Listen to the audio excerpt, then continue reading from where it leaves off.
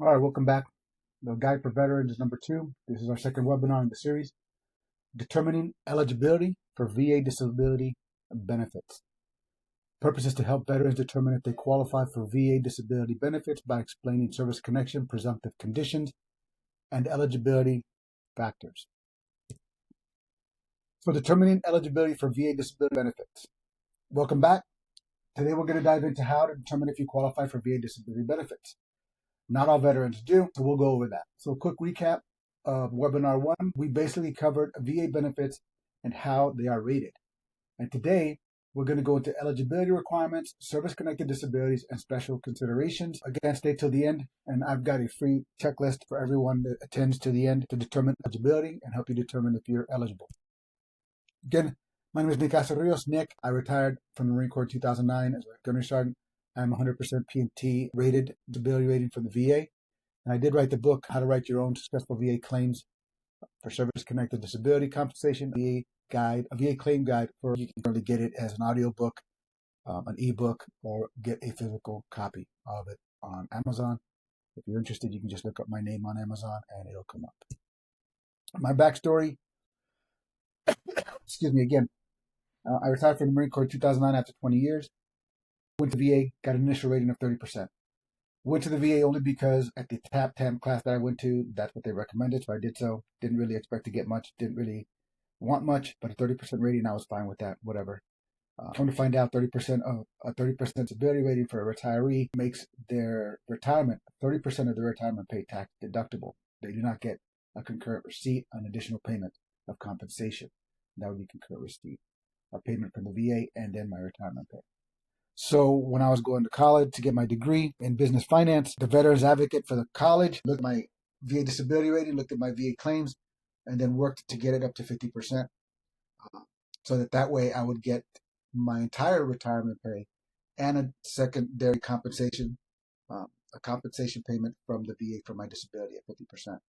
I was content with that. Wasn't really looking for anything more. Fast forward 7 years, ran into a buddy of mine. He called me up while I was at work. We discussed, we just caught up. Told me about the issues he was having with the VA. And he basically mentioned to me that I should reopen my cases, my disability claims, and have it relooked at because the VA was good at lowballing veterans. So I did so, looked into it, submitted additional claims. No new medical records, no new medical diagnoses, just the original ones from when I had first gone to the VA. It took me about 24 months with supplemental claims, higher level reviews. Those are about all the appeals I had to do. I did have denial letters, but worked through it on my own, wrote my own nexus letters for my doctors to sign, wrote my own appeals, submitted all my own documents, went to several C&P exams, and after about 24 months, I was rated 100% P&T. Due to my age, it was made permanent. So I am 100% P&T rated disability with the VA. So why does this matter? Many of the veterans miss out on the benefits simply because they don't know what they qualify for.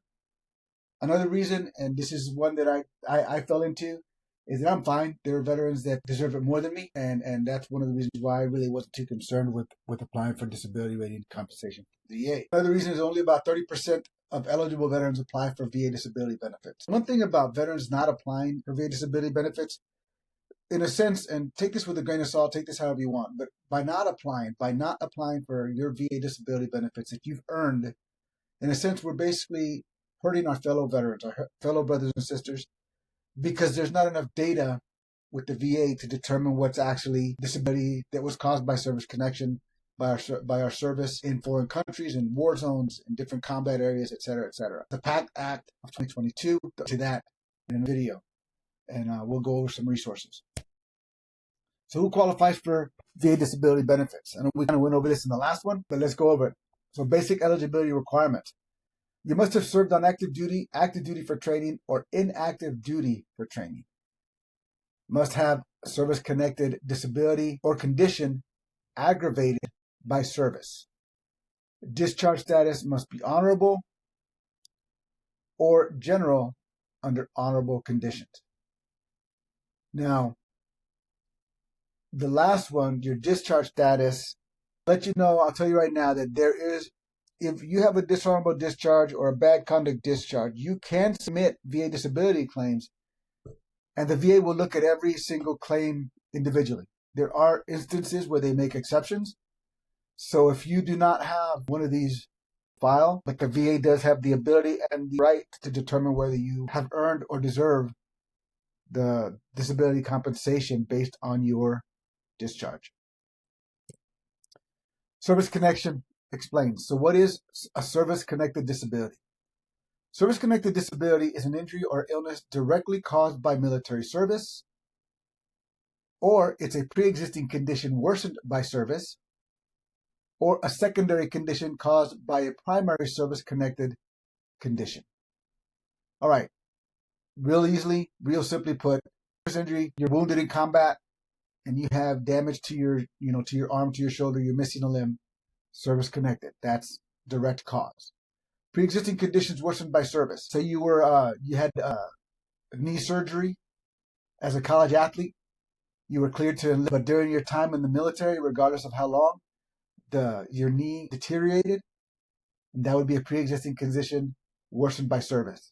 Secondary conditions caused by a primary service-connected condition. So, for instance, with this one, say a degenerative disc disease in the lower lumbar is the primary.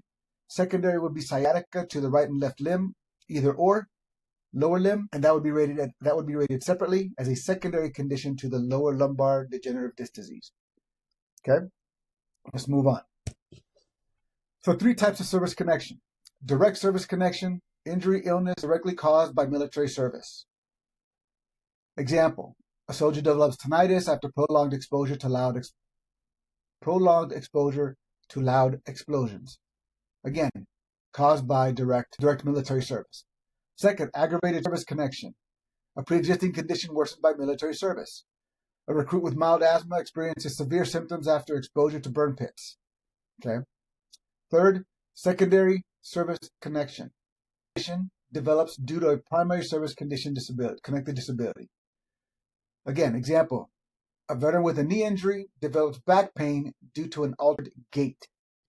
And both of those, the primary and the secondary, would get their own disability rating and percentages. Presumptive conditions and special cases. Presumptive conditions.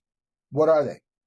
The VA assumes these conditions are service-related without requiring proof. Examples of presumptive conditions are Agent Orange exposure, creating diabetes or causing diabetes, Parkinson's, ischemic heart disease are prone to this, many of them.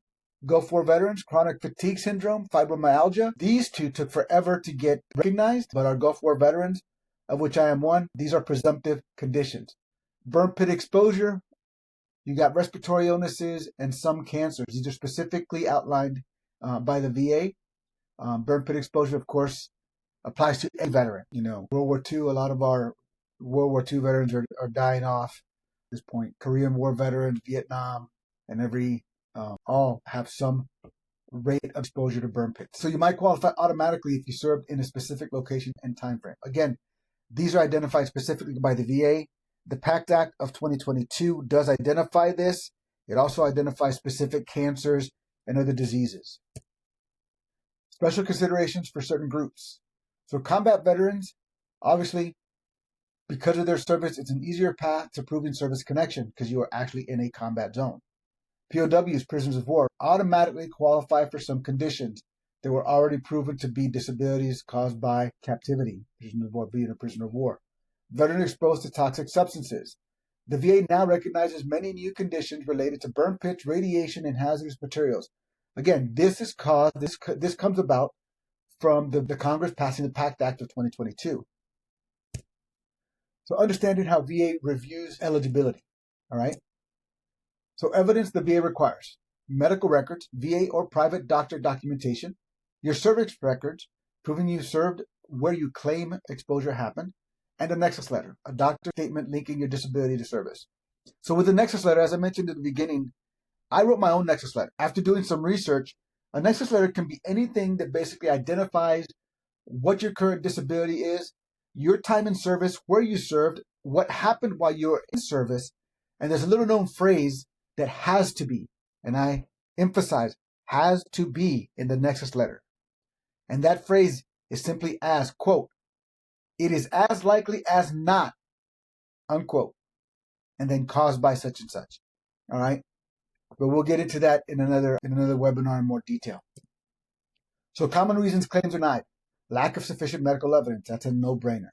There's no clear service connection. The nexus letter is crucial when it comes to this. Incorrect or missing paperwork. It's attention to detail. And discharge status issues can sometimes be upgraded. Remember, as I said earlier, just because you do not have an honorable or a general under honorable conditions, you may have a BCD, dishonorable, or some other discharge, still apply for your VA disability claim. Submit a VA disability claim. The VA will take every claim as its own individual circumstance. All right? So how do you strengthen your claim? You get detailed medical records from both the VA and private doctors. Listen, the VA can access and get all these medical records on their own. You can submit a form giving the VA approval and authorization to get your records. Don't do that. The reason I say don't do that is you get the medical records. You take control of your VA claims. Don't allow somebody else that you don't know, that doesn't care about your service, that doesn't care about your disability, to gather the medical records and the evidence that they need to prove your claim. It's your claim. Obviously, I get passionate about that. Take control of your claim. Submit buddy letters from fellow service members. These are simple. A veteran that I helped with one of his claims, how this happened, I have no idea, but they went over an IED. Humvee was destroyed. Apparently, there was no records. And I was adamant asking about, there's no way that a $250,000 up-armored Humvee was destroyed and there were no records. Apparently there was not, and there's nothing in the medical records. So what he had to do, he had to rely on buddy statements from the other two veterans that were in the Humvee to even be able to submit a claim, because there was nothing tying that incident to his TBI. So the buddy letters, and then with his own medical records from his private doctors, because he never saw military doctors or VA doctors, those came in clutch for him as well. So you've got to reach out to your buddies if you need. They can provide buddy letters. Letters from your spouse, from your significant other. Those are also valid forms of evidence. And those will help strengthen your claim. All right. Work with a veteran services officer to ensure accuracy. Every county in the country has a veterans services advocate or officer. Every county. I won't vouch to how good they are, because the one in my county at the time when I went to ask for his help was lacking. But that may not be the case for every county. Also, your VFW, American Legion, Disabled American Veterans, all your veteran organizations, majority of them have an accredited agent, a veteran services officer at their local post, or one within driving distance, or you can reach out to with a phone call. They can work on your claims as well. Okay, and they will help strengthen your claim. So what's the timeline and what to expect? Claims usually take 3 to 6 months to process. Some claims may require a CMP exam, compensation and pension exam, and if denied, appeals are possible. Appeals are always possible. 2 types of appeals you can submit on your own. A supplemental claim, which allows you to submit additional evidence, and a higher level review, which basically means you're asking for the supervisor of the rater of your claim that gave you a lower disability rating or gave you a denial. You're asking for that rater's supervisor to review the claim. You cannot submit additional evidence with a higher level review. But more often than not, a higher level review, higher level review would be the first step, and then a supplemental claim would be after that. Your decision letter from the VA gives you everything you need to know about how to file your denial and what evidence you need. How to submit your appeal. My apologies, not your denial. How to submit your appeal for that denial letter that you received. Okay, and we'll get into that in a separate webinar in more detail. Okay. Currently, the VA with the new VA secretary, they're starting to get through VA claims a lot quicker. CMP exams, what that is a third-party medical provider that's contracted by the VA as a third-party reviewer of your medical documents, and they will do a medical exam. They will ask you questions. They will do measurements. They will conduct a medical exam to see exactly from their point of view, where you sit and where you're at when it comes to your disability, as far as severity and everything else like that. We'll get into how to deal with a CMP exam in a later video, in a later webinar as well. That is pretty much it. It's that simple. But just because it's simple doesn't mean that veterans understand it or that they follow it or that it's easy to do, right? It takes time. You've got to take control of it. You have to be accountable for your own claim. So what are the next steps and what's the call to action? Very simple. To qualify for VA disability benefits, you must have a service-connected condition and meet VA eligibility criteria. Presumptive conditions may make your claim more straightforward. Again, the Act identifies what presumptive conditions do not need evidence. You basically need your service records, your medical records. Yes, technically those are evidence, but that just justifies and proves you were in the military and you were in those areas. And then you need strong evidence is key to winning your claim. Nexus letters, buddy statements, getting your own medical documents, tying everything together, connecting all the dots, right? As the slide says, patience is virtue in this instance. Do not get discouraged. Do not get frustrated. Just take your time, follow the steps. It is a process. Okay? So the call to action. If you want step-by-step guidance on finding your claim, join the next webinar. All right? It'll be coming out soon. All attendees will get a free PDF guide on VA eligibility. And don't forget to visit our website, veteransclaimsmadeeasy.com, for additional resources. There should be a download button below this webinar, or it will be emailed to you at the conclusion of this webinar. Will be the free PDF guide on VA eligibility. I appreciate your time, and if you need any help, again, visit our website. You can always reach out to me via email or anything like that. God bless, take care, and good luck.